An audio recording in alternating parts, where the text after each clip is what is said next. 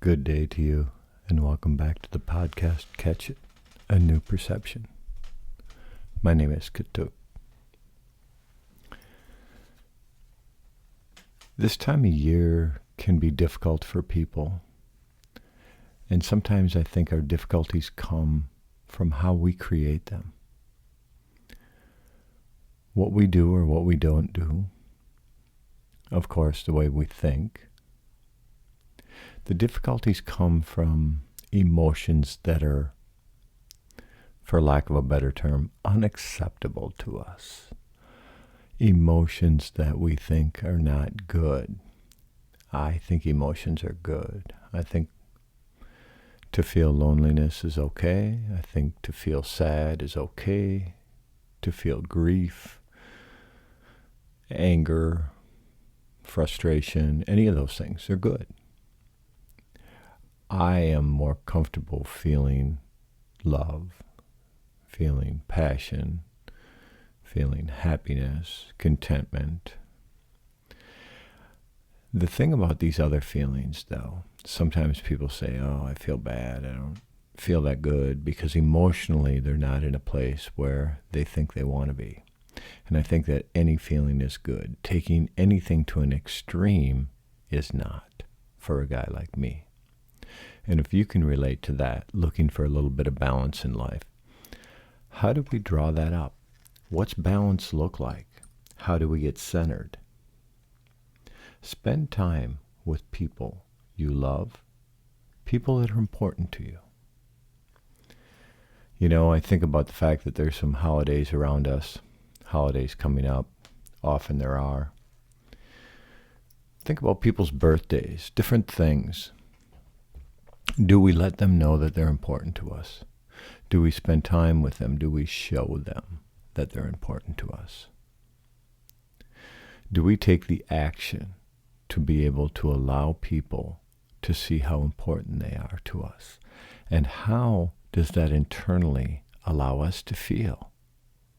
Because we're taking an action towards or with someone that we love, to show them that they're loved, that we're connected to them.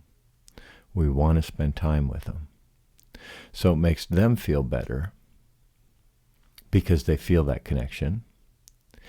And then it makes us feel better because of how they respond to that connection. This is the essence of what it is we can do for the world. Because we change how we feel by spending time with someone we love. We change how they feel. We change how they see things. We help them change how they see us and how they see others. And when their perception changes, how they feel changes. How they treat others change. How they show up for others change. Because of the action that you take, you can impact the world. You can change the world. Sometimes it's one person at a time. It's that one thread that you say something different to someone, spending time with someone. Whether it's a holiday, a weekend, an evening, a day, whatever it may be. Take the time. And when you take the time to spend time with someone you love, whether you're going out of your way, whether it's convenient, whatever that may be, allow them to know how important they are. Don't be afraid to tell someone how amazing they are. Be honest with them. Tell them the truth. Maybe how much you love them. I think about how one thing leads into another. What we do for others will allow ourselves to feel good. Spend time with other people that we love, that are important to us. So all of this kind of leads into the whole idea of taking an action, allowing us to think different, allowing them to think different. Moving through this, and spending time with someone and taking time to let people know how important they are to you. What is it that you see different? How do you feel different? How do you see yourself differently after coming home, having spent time with someone that you really love, someone you really respect? Spending time with someone you're getting to know and realize there's a connection there, and it just feels good being in the presence of this person. Or talking to them on the phone, it may be a text, it may be whatever connection seems to work. And the reason I think it's important is because sometimes people will feel lonely and we don't know it. And like I said, being lonely, I think, is okay. When you take that loneliness to a place where I once did, it's not okay. Nobody should ever feel that type of loneliness that I felt. I remember being lonely. It was a Saturday, 2 weeks to the day after I turned 18 years old. Hitchhiking out of a state, through another state, thinking I'm a couple states away from where I want to be. I'm hitchhiking through the Midwest. And I felt like no one was there. I didn't have that connection to another human being. I felt lonely to no end. I felt so lonely that I cannot even describe that type of loneliness.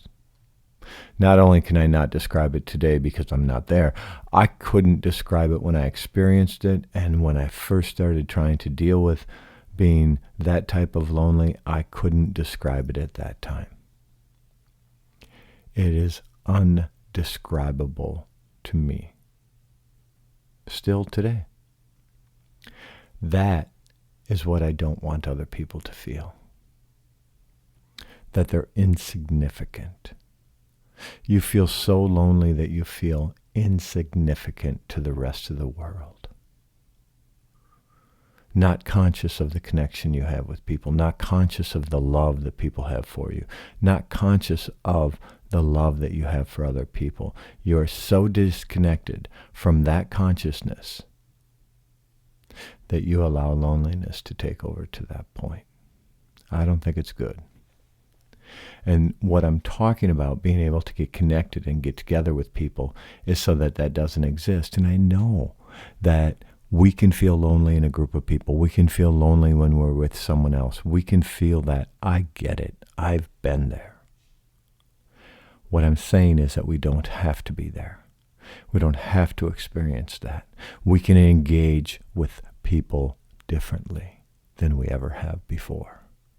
We can be honest with them and say, I'm not feeling that good. I don't really want to be with anyone today.